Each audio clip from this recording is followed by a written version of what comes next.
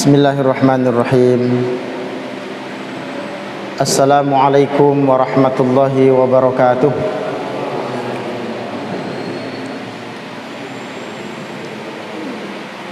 Innal hamdalillah nahmaduhu wa nasta'inuhu wa nastaghfiruh wa na'udzu billahi min syururi anfusina wa min sayyiati a'malina. May yahdihillahu fala mudhillalah wa may yudlilhu fala hadiyalah. Asyhadu an la ilaha illallah wahdahu la syarikalah wa asyhadu anna Muhammadan abduhu wa rasuluhu la nabiyya wa rasula ba'dah. Wa la haula wa la quwwata illa billah. Rabbi shrah li sadri wa yassir li amri wahlul 'uqdatam min lisani yafqahu qawli, amma ba'du. Bapak Ibu sekalian, para jamaah yang semoga sama-sama dimuliakan oleh Allah Subhanahu wa taala.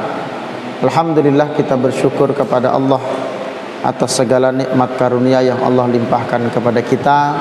Nikmat waktu, nikmat kesempatan, nikmat kesehatan yang Allah berikan kepada kita. Tentu yang paling utama, yang paling mahal harganya adalah nikmat iman dan Islam.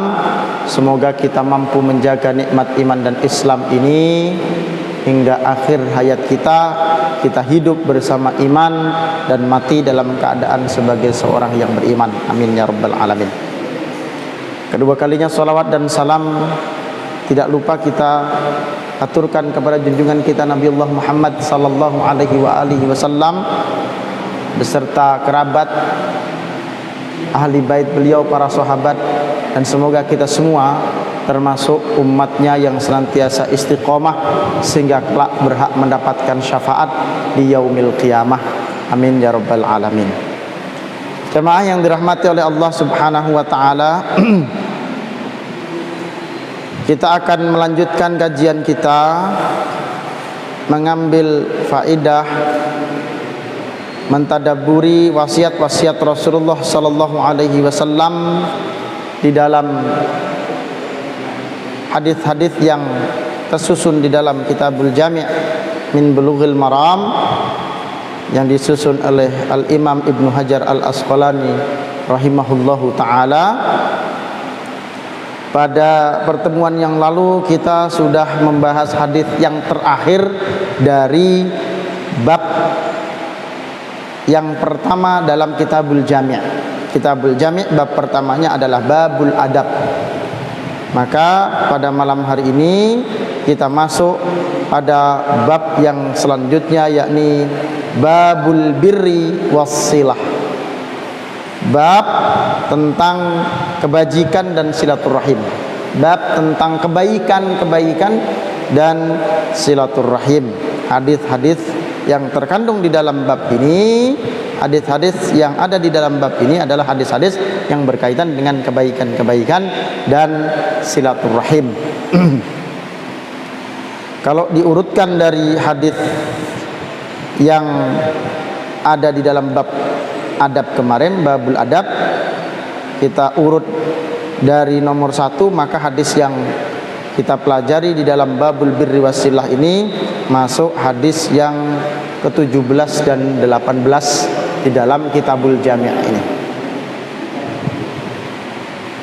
An Abi Hurairah radhiyallahu anhu, dari Abu Hurairah radhiyallahu anhu, semoga Allah meridainya, qala, beliau berkata, qala Rasulullah sallallahu alaihi wasallam, telah bersabda Rasulullah sallallahu alaihi wasallam, man ahabba ayyubsata lahu fi rizqihi wa ayyan sa'alahu fi atharihi falyasil rahimahu. Akhrajahul Bukhari. Hadis ini diriwayatkan oleh Imam Al-Bukhari. Kata Nabi sallallahu alaihi wasallam di dalam hadis ini, man ahabba, siapa yang suka, siapa yang ingin, ayyubsata alaihi, dilapangkan padanya, fi rizkihi, dalam rizkinya, au yunsa'alahu fi atharihi, atau dipanjangkan umurnya, maka kata Nabi sallallahu alaihi wasallam fal yasil rahimah, hendaklah ia menyambungkan tali silaturahim atau tali kasih sayang. Demikian kata Nabi sallallahu alaihi wasallam. Jadi di dalam hadis ini ada syarat dan ada jawab syaratnya. Siapa yang hendak dipanjangkan umurnya, hendak dilapangkan rezekinya, maka syaratnya hendaklah ia menyambungkan tali silaturahim. Ini kata Nabi sallallahu alaihi wasallam. Jemaah yang dirahmati oleh Allah Subhanahu wa taala, sebelum kita kemudian membahas bagaimana dipanjangkan umurnya, bagaimana diluaskan rezekinya, karena kandungan utama di dalam hadis ini adalah perintah untuk menyambung kasih sayang, menyambung tali kasih sayang. Maka apa makna kasih sayang, apa makna silaturahim ini? Nah, kata silaturahim ini saat ini sudah menjadi bahasa serapan di dalam bahasa Indonesia. Kita sudah tidak asing dengan istilah silaturahim. Mungkin setiap hari kita mendengar, hampir setiap hari kita mendengar atau mengucapkan kata silaturahim ini. Akan tetapi nampaknya di tengah-tengah masyarakat kita penggunaan silaturahim, kata silaturahim ini mengalami pergeseran makna. Mengalami pergeseran makna. Silaturahim yang kita kenal istilah ini, silah itu maknanya adalah ikatan. Ar-Rahim artinya adalah kasih sayang yang bermakna bukan kasih sayang biasa, bukan kasih sayang secara umum, tapi kasih sayang dalam bingkai kekerabatan. Ada hubungan kekerabatan, hubungan darah. Makanya kandungan ibu yang menyebabkan orang jadi bersaudara, saudara kandung, itu disebut rahim. Silaturahim adalah menyambung tali kasih sayang kepada orang yang memiliki hubungan kekerabatan. Itu makna sebenarnya di dalam kata silaturahim ini. Ya. Di dalam hadis Nabi sallallahu alaihi wasallam diriwayatkan oleh Imam Ahmad, Tirmidzi dan Imam Al-Hakim dari Abu Hurairah, kata Nabi sallallahu alaihi wasallam, ta'allamu min ansabikum ma tasiluna bihi arhamakum. Kata Nabi sallallahu alaihi wasallam, pelajarilah oleh kalian nasab-nasab kalian agar kalian bisa menyambung silaturahim. Jadi erat sekali hubungannya antara silaturahim dengan hubungan pernasaban. Jadi yang dimaksud dengan menghubungkan tali silaturahim adalah menghubungkan tali kekerabatan, tali kasih sayang dalam keluarga yang ada hubungan nasab. Di dalam hadis itu Nabi sallallahu alaihi wasallam kemudian melanjutkan, fa inna silaturahimi mahabbatum fil ahli musyarratun fil mali munsya'atun fil umri. Karena sesungguhnya silaturahim adalah sebab adanya kecintaan terhadap keluarga atau kerabat dekat, menjadi sebab banyaknya harta dan bertambahnya usia. Demikian kata Nabi sallallahu alaihi wasallam. Jadi erat kaitannya yang namanya silaturahim dengan kekerabatan. Nah, kalau di kita istilah silaturahim ini kita gunakan untuk semua orang, baik kerabat bukan kerabat. Kita datang ke rumah kawan, berkunjung, mau ngapain? Silaturahim, kumpul-kumpul. Ya, kita tujuan kita adalah untuk mempererat silaturahim, misalnya begitu ya. Datang ke rumah Pak RT, mau kemana? Mau ke rumah Pak RT, mau ngapain? Mau silaturahim. Nah, kalau Pak RT-nya itu saudara kita, Pak Lek kita, paman kita, nah betul itu. Tapi kalau Pak RT ini nggak ada hubungan kekerabatan, secara istilah dalam bahasa Arab tidak tepat. Nah, cuma karena ini bahasa sudah menjadi bahasa serapan dalam bahasa Indonesia, tidak juga harus kita persoalkan. Kalau ada orang mau ngomong, mau pakai istilah silaturahim, mau ke tempat Pak RT, mau ke tempat kawannya, Tetapi kalau kita membaca dalil, ada hadis Nabi SAW tentang janji-janji Rasulullah SAW kepada orang yang menyambung tali silaturahim, maksudnya adalah tali kekerabatan. Jadi ini tidak berhubungan kalau Bapak mau ke tempat Pak RT silaturahim supaya apa? Supaya panjang umur, supaya tambah rezeki. Ini nggak masuk hadis ini. Ya, sambung silaturahim sama teman. Kumpul-kumpul zaman dulu reuni misalnya, reuni itu bagus, tujuannya apa? Menyambung tali silaturahim karena ada hadisnya, nggak masuk.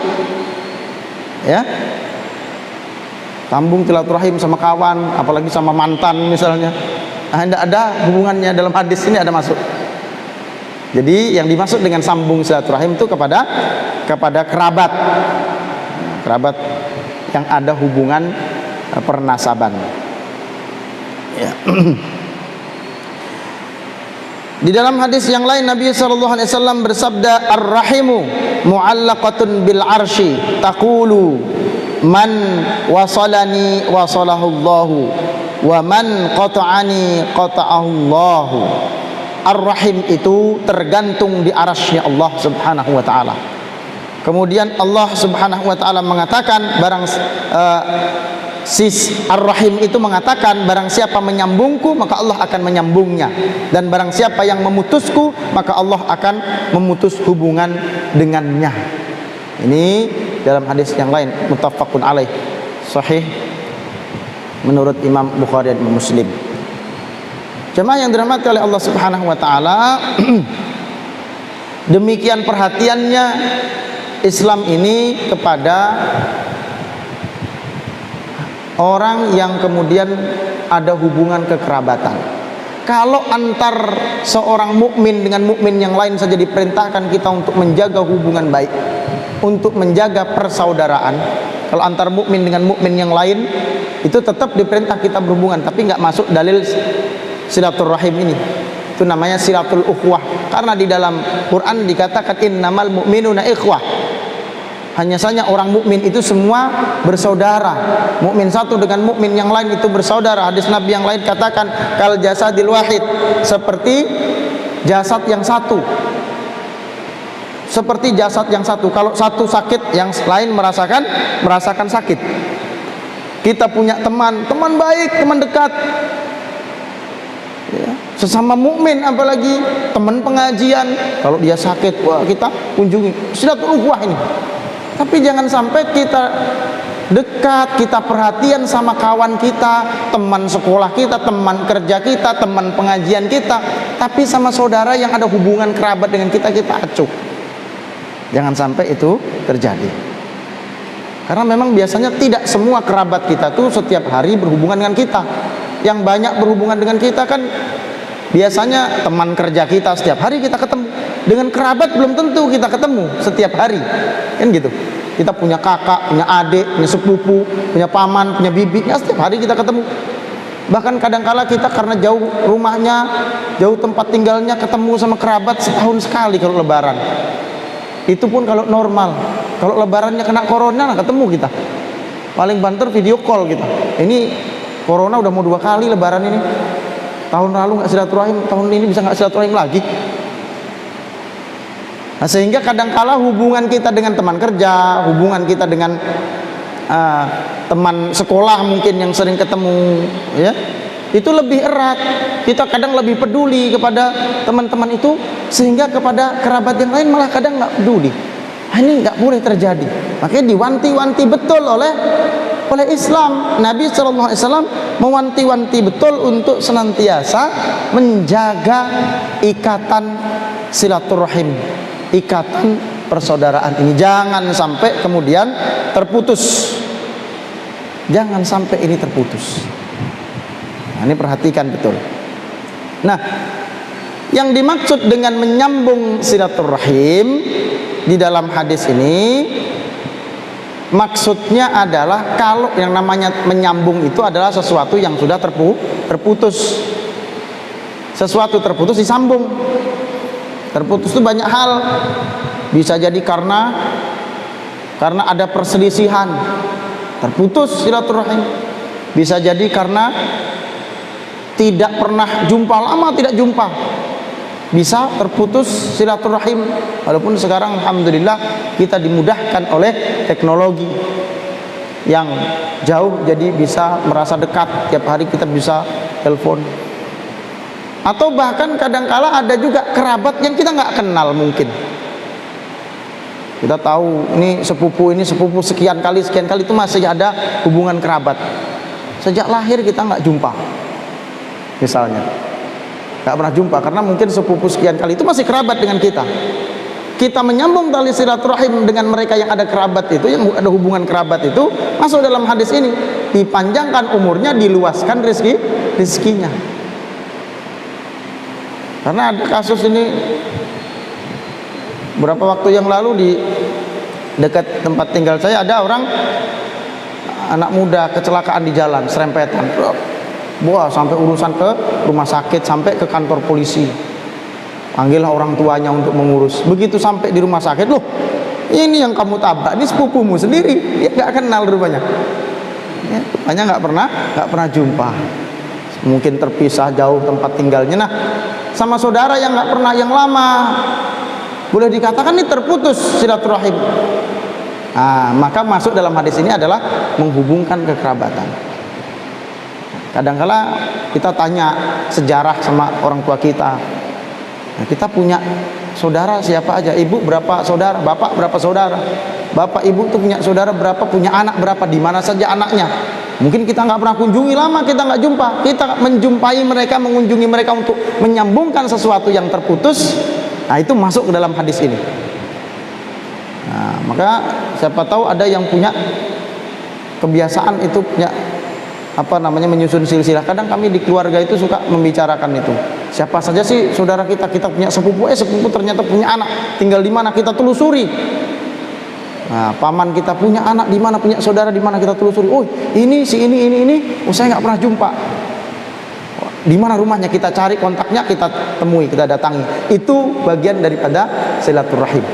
Karena kata Nabi SAW dalam sebuah hadis yang juga muttafaqun alaih, laisal wasilu bil mukafi walakin al wasilu alladhi idza quti'at rahimuhu wasalaha. Orang yang disebut sambung silaturahim itu bukan orang yang menyambung hubungan yang sudah terjalin.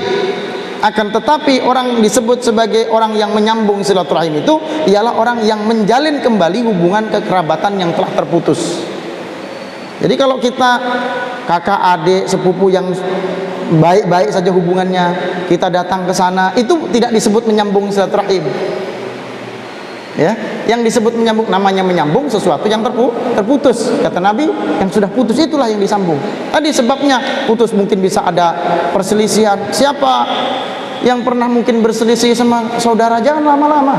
Nanti ada pembahasan juga hadis bahwa seorang mukmin tidak boleh mendiamkan saudaranya lebih daripada 3 hari. Itu saudara mukmin, apalagi punya kerabat, hubungan kerabat. Tidak bertegur sapa karena suatu konflik, karena satu masalah, nggak boleh kita tidak bertegur sapa lebih daripada 3 hari, apalagi ada hubungan kerabat. Segera kalau ada persoalan, saling meminta maaf, datang. Nah, ketika kita datang, sambung kembali silaturahim, mohon maaf, atau mungkin tiba-tiba nelpon, apa kabarnya, kirim hadiah misalnya untuk mempererat silaturahim. Kadang-kala kan kalau saudara lihat anak-anak kita lah, kakak adik berkelahi, itu kan tidak pakai minta maaf, tahu-tahu akur aja kan gitu. Bisa jadi mungkin tidak pakai minta maaf, tahu-tahu assalamualaikum, apa kabar anak-anak, saya mau datang ke rumah, kasih hadiah. Wah, itu sudah tahu, oh ini ngajak baikan ini ngajak baikan, nggak perlu pakai nyebut minta maaf. Ya mungkin kadang-kala keluarga saudara ada juga kadang-kadang yang minta maaf itu susah, berat, gengsi nyebut kata maaf, cuma dia mau baikan. Nah, tidak harus dengan kata maaf. Kita datang assalamualaikum, lalu kemudian kita mungkin bawa hadiah untuk saudara kita, itu sudah bagian daripada sambung silaturahim yang tadi sudah terputus itu. Ya, maka ingat tadi yang diperintahkan oleh Nabi SAW, yang dimaksud dengan sambung silaturahim adalah yang memang sudah terputus. Terputus karena konflik, segera sambung. Atau terputus karena mungkin tidak terdeteksi, kita punya saudara, punya kerabat terpisah di kota lain misalnya, lama tidak kontak, cari. Kalau kita tidak bisa kunjungi, cari kontaknya, kita hubungi. upaya seperti itu masuk dalam hadis ini, sambung sesuatu yang terputus, menyambung sesuatu yang terputus. Lalu bagaimana dengan yang sudah ini? Nah, ini tentu ada nilainya juga ketika kita merawat sesuatu yang sudah tersambung. Yang terputus upayakan disambung, yang sudah ada dirawat. Nah, ini penting bagi kita. Yang pertama tadi kita cari, jangan sampai ada saudara kita yang kita tidak terdeteksi, kita cari untuk kemudian kita sambungkan supaya kita dapat fadilah daripada hadis ini. Panjang umur, luas rezeki, kata Nabi sallallahu alaihi wasallam. Yang kedua, kita rawat. Jangan sampai kemudian terputus silaturahim ini. Ya, jangan sampai kemudian terputus.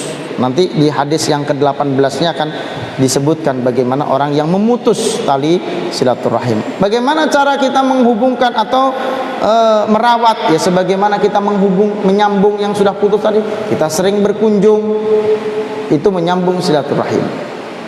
Yang tadinya mungkin konflik, kita datang berkunjung, itu mencairkan suasana. Atau kemudian yang lama kita tidak pernah jumpai, kita cari mana saudara kita kunjungi, kita hubungi. Merawat silaturahim juga bisa dengan mungkin memberikan hadiah-hadiah kecil. Tidak harus besar. Kita punya saudara, kita kasih hadiah dengan hadiah-hadiah yang sederhana. Kirim makanan, kalau di kita kan banyak budaya-budaya seperti itu.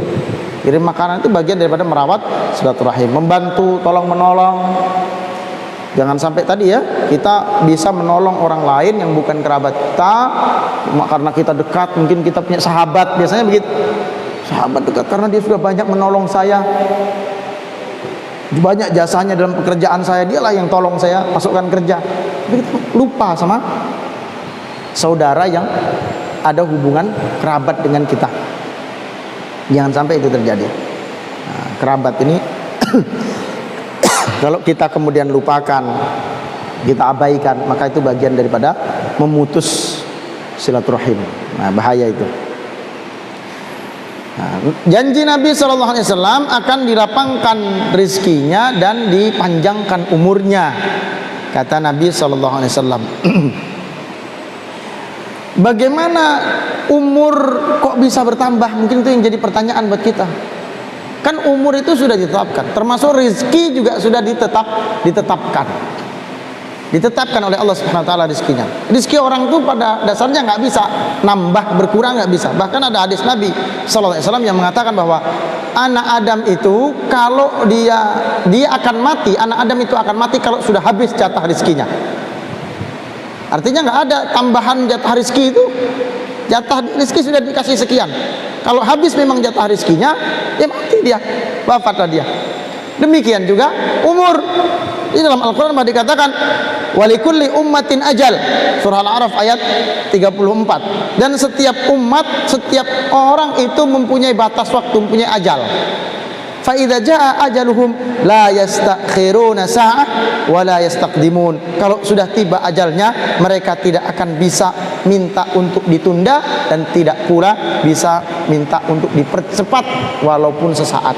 Nggak bisa kita menunda usia kita, menunda kita mau meninggal kapan, dan kita tidak diberitahu kecuali para nabi. Kalau para nabi dikasih tahu mau wafat itu diberitahu.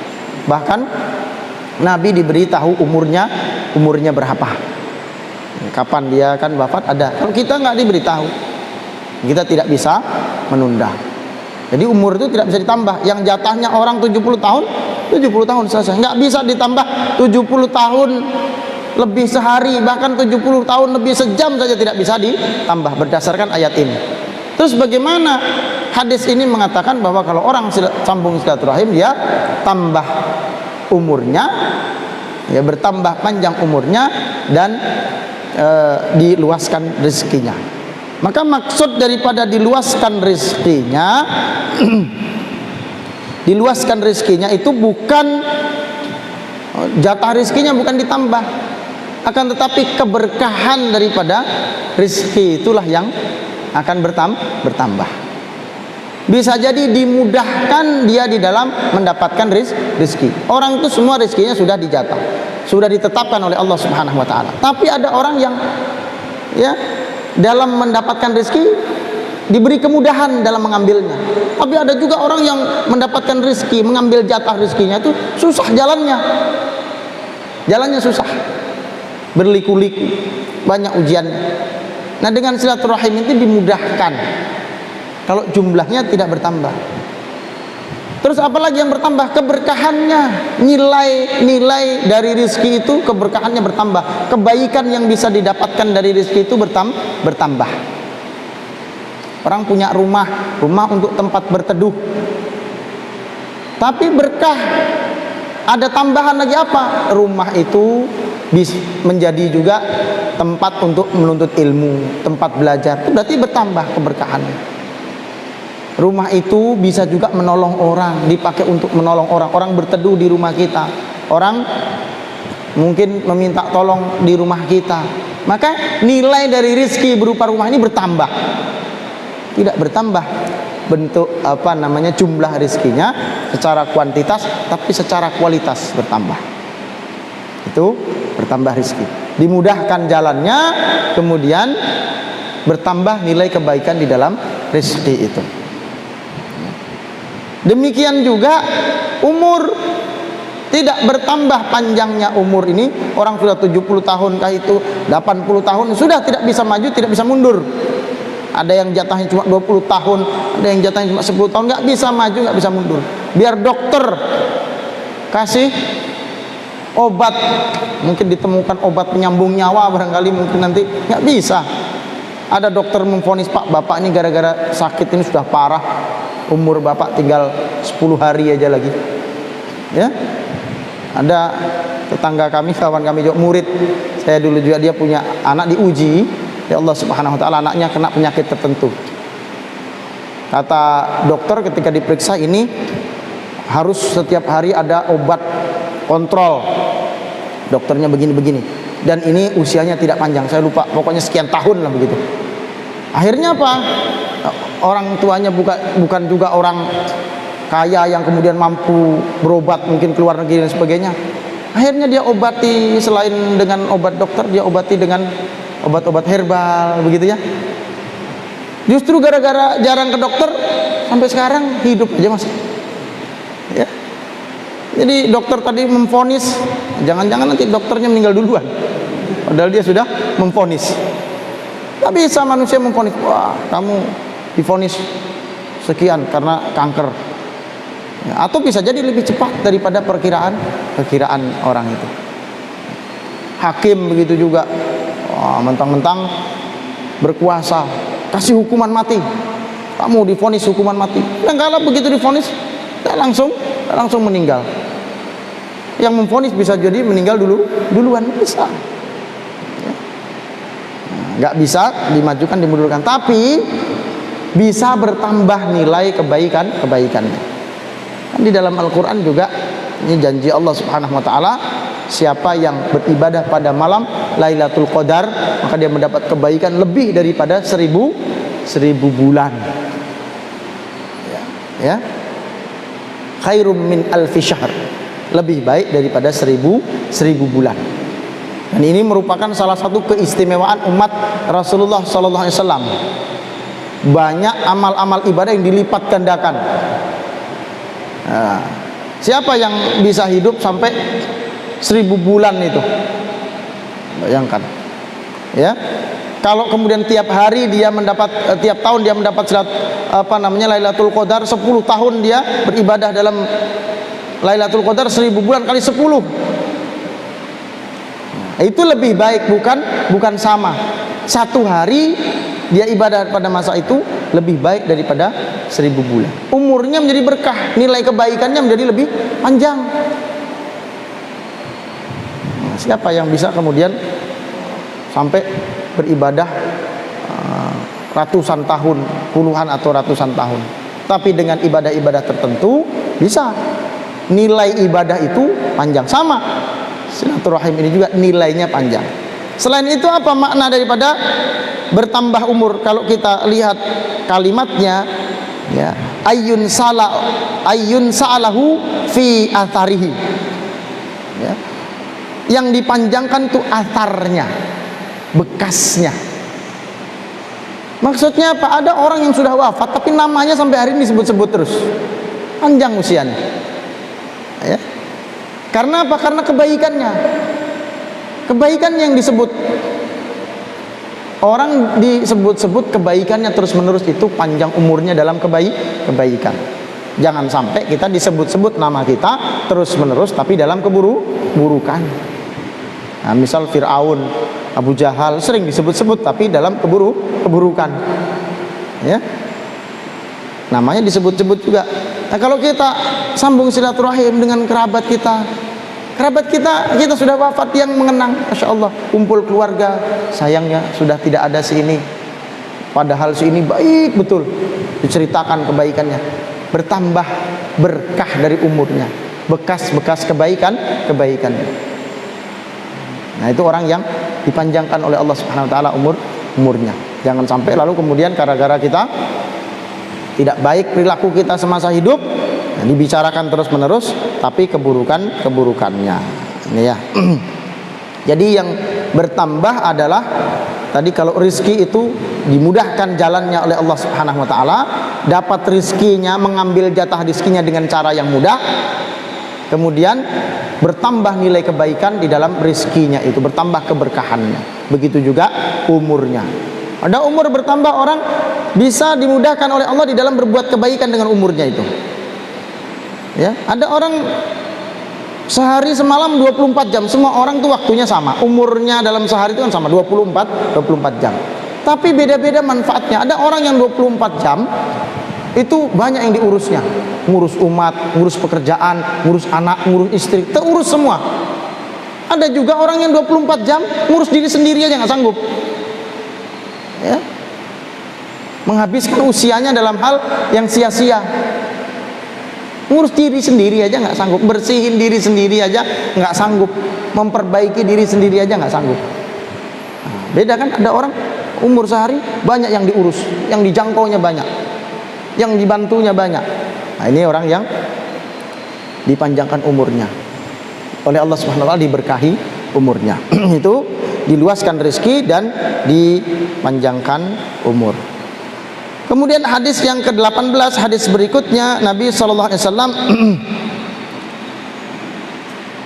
bersabda, hadisnya dari Jubair ibn Mut'im radhiyallahu anhu, semoga Allah meridhoinya. Hadisnya juga riwayat Imam Bukhari dan Imam Muslim.